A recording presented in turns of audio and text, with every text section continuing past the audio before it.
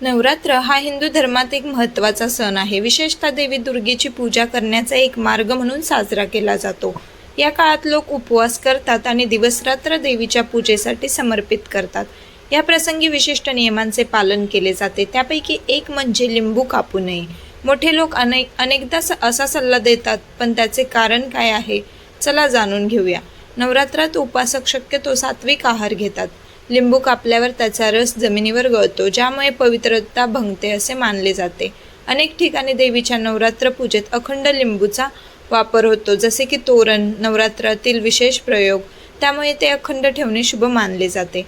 काही मान्यतेनुसार लिंबू कापल्याने नकारात्मक ऊर्जा आकर्षित होऊ शकते. लिंबूचा वापर जादू टोण्यात आणि नकारात्मकतेपासून बचाव करण्यासाठी केला जातो. म्हणून नवरात्रीसारख्या पवित्र काळात कोणतेही दुष्परिणाम टाळण्यासाठी ते कापणे टाळण्याची शिफारस केली जाते. धन्यवाद.